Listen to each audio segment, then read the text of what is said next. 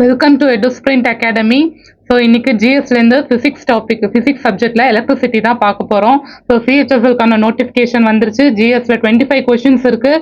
So அதில் concept wise GS பார்க்கலாம். இப்போ இன்னைக்கு வந்துட்டு ஃபிசிக்ஸில் எலக்ட்ரிசிட்டி பார்க்க போகிறோம். ஸோ வாங்க என்னன்னு வீடியோக்குள்ளே போகலாம். So what is electric current? Electric கரண்ட்னா முதல்ல என்ன? Flow of charges per unit time, அதுதான் வந்து எலக்ட்ரிக் கரண்ட் அப்படின்னு சொல்கிறாங்க. ஸோ ஃப்ளோ ஆஃப் சார்ஜஸ் அப்படின்னா என்ன மாதிரி சார்ஜஸ்? ஸோ எலக்ட்ரானும் சார்ஜ் தான், புரோட்டானும் சார்ஜ் தான், ஸோ எல்லாமே சார்ஜஸ் தான். So let's be specific. Flow of electrons per unit time, அதாவது எலக்ட்ரான்ஸ் ஃப்ளோவை தான் வந்துட்டு கரண்ட்னு சொல்கிறோம். ஸோ அப்போ 1 எலக்ட்ரானோட வேல்யூ என்ன அப்படின்னு பார்த்தோம்னா 1.6 × 10⁻−19 கூலும் தான் ஒரு எலக்ட்ரானோட சார்ஜ் வேல்யூ. ஸோ கூலும் அப்படிங்கிறது என்ன? கூலும் தான் வந்துட்டு SI unit of the electric charge. So electric சார்ஜ்னா என்ன? நம்பர் ஆஃப் எலக்ட்ரான்ஸ் தான் வந்து எலக்ட்ரான்ஸ் இன்டூ ஒரு எலக்ட்ரானோட சார்ஜ் தான் N × E. So Q = N × E. இப்போ ஐனா என்ன? ஸோ ஐனா வந்து என்ன சொன்னோம்? எவ்வளோ சார்ஜ் ஃப்ளோ ஆகுது பெர் யூனிட் டைமுக்கு, அதான் ஐ, அதாவது கரண்ட் அப்படின்னு சொன்னோம். ஸோ அப்போ ஐ என்ன? I = Q/T. ஸோ இதுலேருந்து Q மட்டும் நம்ம எப்படி எழுதலாம்? I × Tன்னு எழுதலாமா? ஸோ ஜஸ்ட் ஃபார்முலா ஞாபகம் வச்சுப்போம். ஸோ கொஸ்டின் வந்து எப்படி இருக்குன்னா, இவ்வளோ கூலும் ஆஃப் சார்ஜ் வந்து இவ்வளோ டைம்ல பாஸ் ஆகுது, அப்போ கரண்ட் எவ்வளோன்னு கண்டுபிடிங்க அப்படின்ற மாதிரி கொஸ்டின் இருக்கலாம். ஸோ அப்போ இந்த ஃபார்முலா I = Q/T அப்படின்றது நமக்கு தெரிஞ்சதுன்னா என்ன கேட்டாலும் நம்ம வந்து எது சார்ஜ் கொடுத்து கரண்ட் கேட்டாலும் சரி, கரண்ட் கொடுத்து சார்ஜ் கேட்டாலும் சரி, எதுக்கு கேட்டாலும் இந்த ஃபார்முலா தெரிஞ்சா நம்ம போட்டுடலாம்.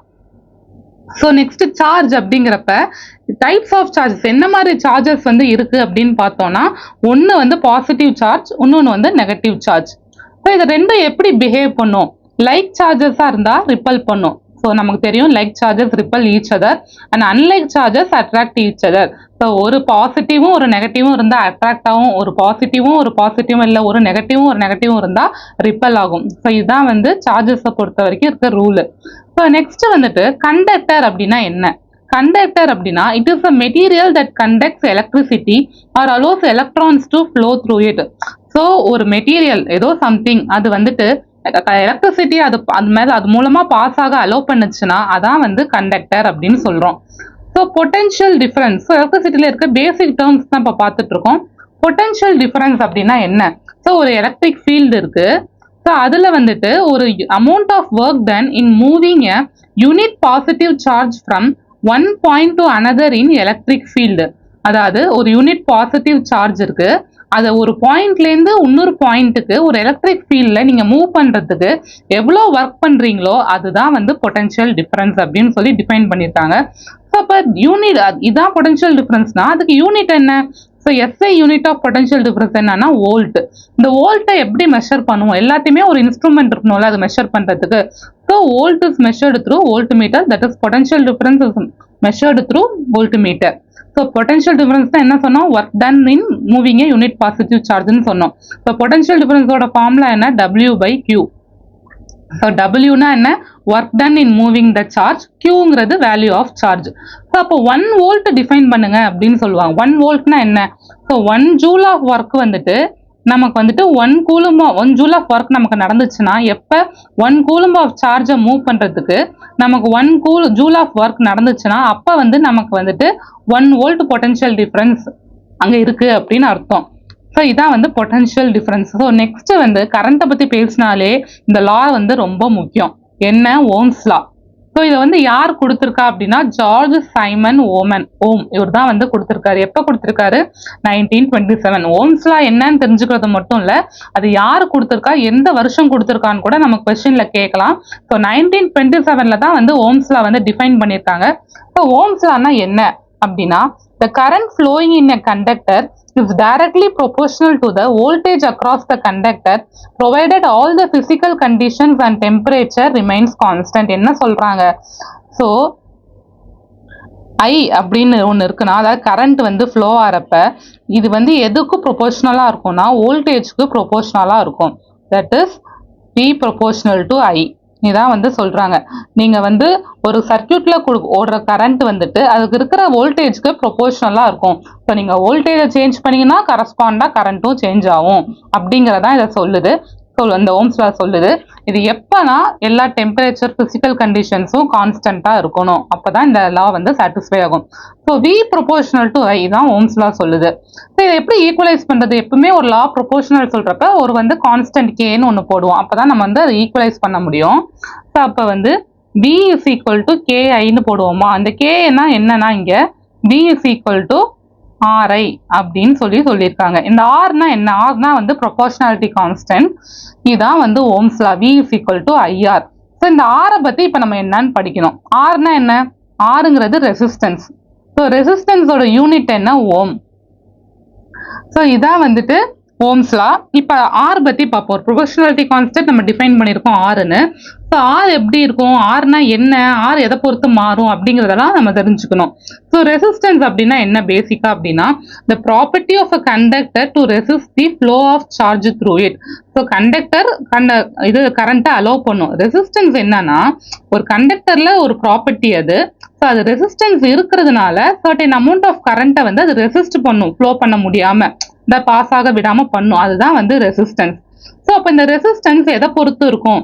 ஃபேக்டர்ஸ் அஃபெக்டிங் ரெசிஸ்டன்ஸ் அப்படின்னு என்னன்னு பார்த்தோம்னா the resistance of a conductor வந்து depends upon the resistivity, length and cross-sectional area of the conductor which is given by the relation R is equal to rho L by A. So இதான் வந்துட்டு ரெசிஸ்டன்ஸோட relation. So ரோங்கிறது இங்க resistivity, எல்லுங்கிறது length of the conductor, ஏங்கிறது area of cross section. So R is directly proportional to L and inversely proportional to A. So இதை equalize பண்றதுக்கு நம்ம போடுற கான்ஸ்டன்ட் தான் வந்து ரோ, அதாவது resistivity. So R is equal to rho L by A. So எல்னா என்ன? Length, ஏனா area of cross section, R resistance, ரோனா வந்து resistivity R specific resistance. So ரெசிஸ்டிவிட்டியோட யூனிட் என்ன அப்படின்னு பார்த்தோம்னா ஓம் இன்வர்ஸ் ஆர் MHO அப்படின்னு சொல்லுவோம். ஸோ இப்போ டைரக்ட்லி ப்ரொபோர்ஷனல் டு எல்னு சொல்லிட்டோம். ஸோ அப்போ லென்த் இன்க்ரீஸ் ஆனால் நமக்கு ரெசிஸ்டன்ஸ் என்ன ஆகும்? ரெசிஸ்டன்ஸும் இன்க்ரீஸ் ஆகும். ஸோ லென்த் இன்க்ரீஸ் ஆச்சுன்னா ரெசிஸ்டன்ஸும் இன்க்ரீஸ் ஆகும். ஏரியா ஆஃப் கிராஸ் செக்ஷனுக்கு இன்வர்ஸ்லி ப்ரொபோர்ஷனல்னு சொல்லியிருக்கோம். ஸோ அப்போ ஏரியா ஆஃப் கிராஸ் செக்ஷன் வந்து இன்க்ரீஸ் ஆச்சுன்னா ரெசிஸ்டன்ஸ் வந்துட்டு டிக்ரீஸ் ஆகும், ஏன்னா இன்வர்ஸ்லி ப்ரொபோர்ஷனல். நெக்ஸ்ட் வந்துட்டு ஸோ ரெசிஸ்டன்ஸ் வந்து எதை பொறுத்து இருக்குன்னா length, area of cross section, next temperature. So temperature நம்ம இன்க்ரீஸ் பண்றோம், அப்போ என்ன ஆகும்னா ரெசிஸ்டன்ஸ் வந்து இன்க்ரீஸ் தான் ஆகும். ஏன்னா நம்ம கைனடிக் எனர்ஜி இன்க்ரீஸ் ஆகும், அப்போ மூவ்மெண்ட் ஆஃப் எலக்ட்ரான்ஸ் எல்லாம் வந்துட்டு இன்க்ரீஸ் ஆகும். ஸோ அதனால ரெசிஸ்டன்ஸும் இன்க்ரீஸ் ஆகும். இது போக நேச்சர் ஆஃப் த மெட்டீரியல், அதாவது நம்ம என்ன மெட்டீரியல் யூஸ் பண்றோம், நம்ம கரண்ட் ஃப்ளோக்கு சில்வர் யூஸ் பண்றோமா, காப்பர் யூஸ் பண்றோமா, கோல்டு யூஸ் பண்றோமா, ஸோ எந்த மெட்டீரியல் யூஸ் பண்றோமோ அதை பொறுத்து இந்த ரெசிஸ்டன்ஸ் இருக்கும். ஒவ்வொரு மெட்டீரியலுக்கும் ஒவ்வொரு ரெசிஸ்டன்ஸ் இருக்கும். ஸோ அப்போ டைப்ஸ் ஆஃப் மெட்டீரியல், என்ன மாதிரி மெட்டீரியல்ஸ்லாம் இருக்கு? ஸோ நமக்கு தெரியும் கண்டக்டர் படிச்சோம் ஏற்கனவே. Conductor is a material R substance that allows the flow of electric charge through it with minimal resistance. அதாவது அதுக்கு ரெசிஸ்டன்ஸ் இருக்கும் ஆனா அது வந்து நெக்லிஜிபிளா இருக்கும். ஸோ அதான் வந்து conductor. So they readily permit the movement of electrons. Example என்ன அப்படின்னு பார்த்தோம்னா காப்பர், சில்வர், இதெல்லாம் வந்து எக்ஸாம்பிள்ஸ் ஆஃப் கண்டக்டர். ஓகேவா? ஸோ நமக்கு வந்து கொஸ்டின் எப்படி இருக்கலாம் அப்படின்னா, ஸோ மெட்டீரியல்ஸ் கொடுத்துட்டு இதெல்லாம் வந்து அபோவ் செட் மெட்டீரியல்ஸ்ல எது கண்டக்டர் அப்படின்னு நம்ம கேட்கலாம், எது செமிகண்டக்டர், எது இன்சுலேட்டர், இல்லை கண்டக்டர், செமிகண்டக்டர், இன்சுலேட்டர் மேட்ச் பண்ணுங்க அப்படின்ற மாதிரி கொஸ்டின்ஸ் இருக்கலாம். அதுக்கு நம்ம கண்டக்டர்னா என்னன்னு தெரியணும், செமிகண்டக்டர்னா என்னன்னு தெரியணும், இன்சுலேட்டர்னா என்னன்னு தெரியணும். ஸோ நெக்ஸ்ட் என்ன அப்படின்னா செமிகண்டக்டர். செமிகண்டக்டர்னா என்ன? ஸோ அதுவும் கண்டக்ட் பண்ணும், ஆனா அதோட கண்டக்டிவிட்டியோட ரேஞ்ச் எப்படி இருக்கும்னா பிட்வீன் கண்டக்டர்ஸ் அண்ட் நான் கண்டக்டர்ஸ் ஆர் இன்சுலேட்டர்ஸ். அதாவது கண்டக்டர்ஸ் இருக்கு, இன்சுலேட்டர்னா கண்டக்டே பண்ணாது, அதான் இன்சுலேட்டர். கண்டக்டர்னா கரண்ட் ஃப்ளோவை அலோவ் பண்ணும். ஸோ இது ரெண்டுத்துக்கும் நடுவில் இருக்கிறது தான் வந்துட்டு என்னது semiconductor.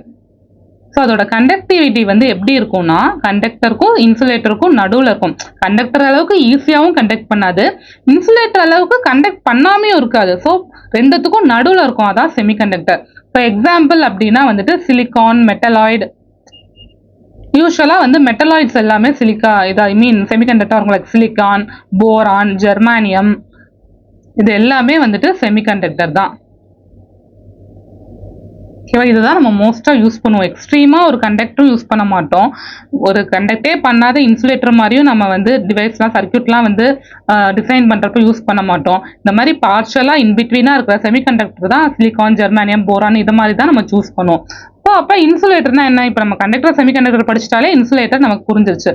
So insulators are materials that do not allow electricity, சுத்தமாக எலக்ட்ரிசிட்டியை பாஸ் பண்ணவே பண்ணாது. அதான் வந்து இன்சுலேட்டர். ஸோ இன்சுலேட்டரோட எக்ஸாம்பிள் என்ன? கிளாஸு, வுட்டு, அதாவது கண்ணாடி, மரத்துலலாம் போய் நீங்கள் என்னதான் ஹீட்டோ இல்லை இது கரண்ட்டோ பாஸ் பண்ணீங்கன்னா, ஐ மீன் கிளாஸ் வந்து ஹீட்டு கண்டக்ட் பண்ணும், பட் வந்து எலக்ட்ரிசிட்டி வந்து கண்டக்ட் பண்ணாது. ஸோ கிளாஸ், வுட்டெல்லாம் வந்து எக்ஸாம்பிள்ஸ் ஆஃப் இன்சுலேட்டர். ஸோ இப்போ வந்துட்டு என்னென்ன பார்த்தோம்? சார்ஜ்னா என்னன்னு பார்த்தோம், கரண்ட்னா என்னன்னு பார்த்தோம், நெக்ஸ்ட் வந்துட்டு ரெசிஸ்டன்ஸ் பார்த்தோம், ஓம்ஸ் லா பார்த்தோம், டைப்ஸ் ஆஃப் மெட்டீரியல் பார்த்தோம். இப்போ ரெசிஸ்டன்ஸ் பற்றி படிக்கிறோம். ஸோ அந்த ரெசிஸ்டன்ஸ் வந்து ஒரு சர்க்கியூட்ல நம்ம எப்படி கனெக்ட் பண்ணோம் அப்படிங்கிறதுக்கு ஒரு பேட்டர்ன் இருக்கு. ஸோ எய்தர் சீரீஸ்ல கனெக்ட் பண்ணுவோம் இல்லை பேரலில் கனெக்ட் பண்ணுவோம். இதுதான் வந்து நம்ம சர்க்கியூட்ல இந்த காம்பினேஷன்ல தான் வந்து ரெசிஸ்டன்ஸை யூஸ் பண்ணுவோம். அப்போ சீரீஸ்னா எப்படி இருக்கும், பேரலல்னா எப்படி இருக்கும், சீரீஸ்ல என்ன காமனா இருக்கும், இதெல்லாம் வந்து நம்ம படிக்கணும். சீரீஸ்ல கனெக்ட் பண்றப்ப எஃபெக்டிவா வந்து எப்படி நம்ம ரெசிஸ்டன்ஸ் கால்குலேட் பண்றது, ஸோ இந்த மாதிரி விஷயங்கள்லாம் நம்ம தெரிஞ்சுக்கணும். ஏன்னா இதை பேஸ் பண்ணி ப்ராப்ளம்ஸ் வரலாம். ஸோ சீரீஸ் அப்படின்னா என்ன? ஃபர்ஸ்ட் வந்து சீரீஸ் டைப். சீரீஸ் அப்படின்னா அதாவது கண்டினியூஸா என் டு என் கனெக்ட் பண்ணியிருப்போம். அதாவது இப்படி ஒன்று, இதுக்கு அடுத்து இப்படி ஒன்று, இதோட எண்டு முடிஞ்சோடனே இது ஒன்று, இது வந்து ஒரு R1, R2, R3. ஸோ இதெல்லாம் தான் வந்து சீரீஸ்ல இருக்கு. இப்போ என் டு என் கனெக்ட் பண்ணியிருப்போம். ஸோ இந்த மாதிரி தான் இந்த டயக்ராம் இருக்கா? இப்போ நான் இங்கே வந்து 5 ரெசிஸ்டன்ஸ் இருக்கு, R1, R2, R3, R4, R5ன்னு எல்லாமே அப்படியே கண்டினியூஸாக கனெக்ட் பண்ணியிருக்கோம். ஸோ இதுதான் வந்து சீரீஸ் காம்பினேஷன். ஸோ இதில் வந்து எஃபெக்டிவ் ரெசிஸ்டன்ஸ், அதாவது R ஈக்குவலண்ட் அப்படின்னா வந்து எஃபெக்டிவ் ரெசிஸ்டன்ஸ் என்ன எழுதுவோம்? எத்தனை ரெசிஸ்டன்ஸ் இருக்கோ அதை டைரெக்டாக அப்படியே ஆட் பண்ணிக்க வேண்டியதான். R1 + R2 + R3 + R4 + R5, fifth resistance இருந்தால் 5. ஸோ அப்படியே எல்லா ரெசிஸ்டன்ஸையும் டைரெக்டாக ஆட் பண்ணுறது தான் சீரீஸ் காம்பினேஷனோட ஆர் எஃபெக்டிவ் ரெசிஸ்டன்ஸ். ஸோ சீரீஸில் கனெக்ட் பண்ணுறப்ப என்ன எனக்கு சேமாக இருக்கும் அப்படின்னா, கரண்ட் சேமாக இருக்கும், பொட்டன்ஷியல் டிஃபரன்ஸ் வந்து டிஃப்ரெண்ட்டாக இருக்கும். அதாவது இது ஃபுல்லாக ஒரே லூப் தான், இதில் போகிற கரண்ட் வந்து எனக்கு சேமாக தான் இருக்கும். ஆனால் 2 பாயிண்ட்ஸ்க்கு அக்ராஸாக இருக்கிற பொட்டன்ஷியல் டிஃபரன்ஸ் வந்துட்டு எனக்கு வேரி ஆகும். ஒரே பொட்டன்ஷியல் டிஃபரன்ஸ் இருக்காது. ஸோ இதில் போகிற கரண்ட் தான் சீரீஸ்னா ஐ வந்து சேம், வி வந்து டிஃபரண்ட். இதை நீங்கள் ஞாபகம் வச்சுக்கணும். இது இருந்தால் தான் நமக்கு சம் போடும்போது ஈஸியாக இருக்கும். ஸோ இதான் வந்து சீரீஸ் காம்பினேஷன். நெக்ஸ்ட் வந்து பேரலல் காம்பினேஷன். பேரலல் காம்பினேஷன்னா அப்படியே இதுக்கு ஆப்போசிட்டாக வரும். ஸோ என்ன அப்படின்னா, இப்போ இங்கே பாருங்க, R1, R2, R3 எல்லாமே வந்து பேரலாக கனெக்ட் பண்ணியிருக்கோம். அதாவது இப்படி இருக்குன்னா ஃபர்ஸ்ட் R1 கனெக்ட் பண்ணியிருக்கோம், அதுக்கப்புறம் R2 கனெக்ட் பண்ணியிருக்கோம், நெக்ஸ்ட் R3 கனெக்ட் பண்ணியிருக்கோம். ஸோ இப்படி பேரலாக கனெக்ட் பண்ணியிருக்கோம்.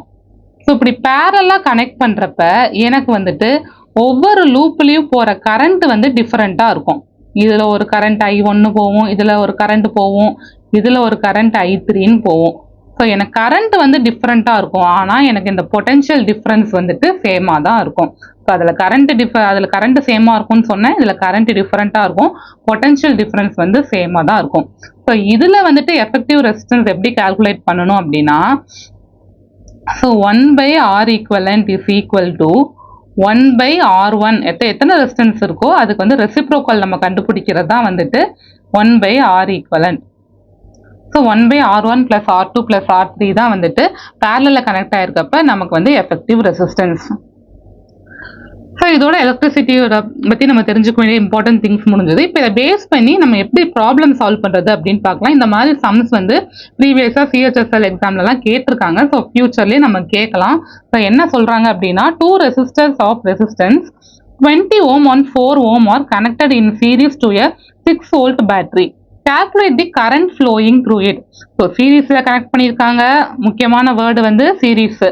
சீரீஸாக பேரலான்னு நமக்கு தெரியும். அப்போ 2 ரெசிஸ்டர் கனெக்ட் பண்ணியிருக்காங்க. ஒன்று வந்து 20 ohm, இன்னொன்று வந்துட்டு 4 ohm. நமக்கு V வந்து எவ்வளோ? V வந்து 6 volt. நம்மக்கிட்ட என்ன கேட்குறாங்க? கரண்ட் வந்துட்டு கேட்குறாங்க. I வந்து எவ்வளோன்னு கேட்குறாங்க. நமக்கு ஃபார்முலா என்ன? ஓம்ஸ் லா படி V = IR. ஸோ இப்போ நமக்கு என்ன கேட்குறாங்க, ஐ கேட்குறாங்க. I is equal to V by ஆரா. இப்போ ரெண்டு ரெசிஸ்டன்ஸ் இருக்கு. இப்போ இதுக்கு சீரிஸ்ல இருந்து நம்ம எஃபெக்டிவ் ரெசிஸ்டன்ஸ் கண்டுபிடிக்கணும்ல.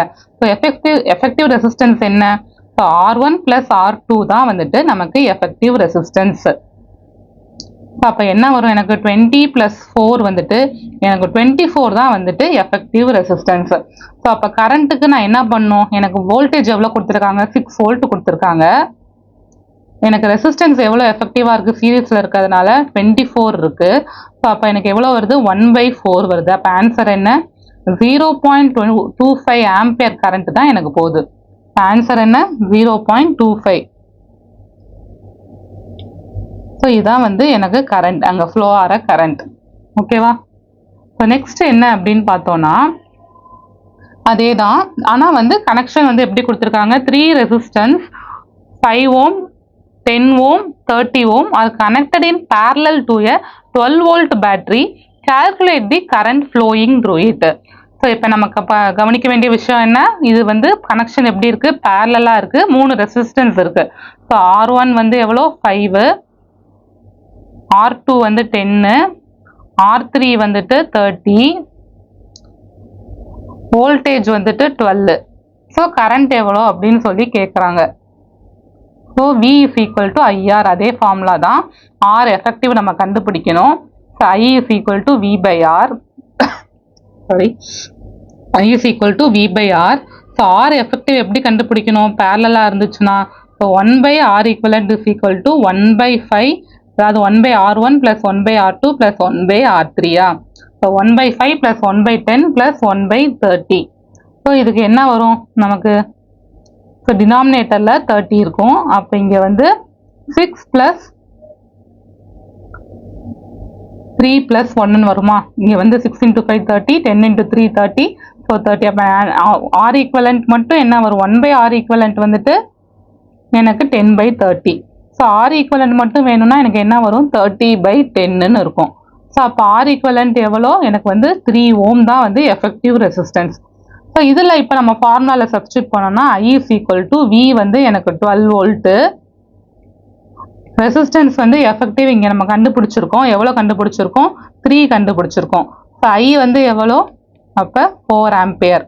இதுதான் வந்துட்டு எனக்கு எஃபெக்டிவ் கரண்ட் வந்து இந்த மாதிரி செட்டப்பில் பேரலாக கனெக்ட் பண்ணியிருக்கப்ப எனக்கு எவ்வளோ கரண்ட் ஃப்ளோ ஆகுதுன்னா 4 ஆம்ப்ஸ் கரண்ட் ஃப்ளோ ஆகுது.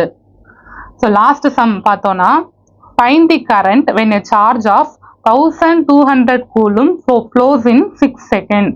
ஸோ சார்ஜ் கொடுத்துருக்காங்க எவ்வளோ, 1200, டைம் எவ்வளோ, சார்ஜ்னா Qன்ற டேர்மால் ரெப்ரசன்ட் பண்ணுவோம், டைம் வந்து 6 seconds. ஸோ நமக்கு ஃபார்முலா என்ன, I is equal to current flowing through is equal to amount of charge flowing per unit time. So எவ்வளோ சார்ஜ் ஃப்ளோ ஆகுது, 1200/6 போட்டோன்னா எனக்கு என்ன வரும், 200 amps. ஸோ 200 amps தான் வந்துட்டு இதோட ஆன்சர். 200 ஆம்பியர் கரண்ட் வந்து இதில் ஃப்ளோ ஆகுது. ஓகேவா?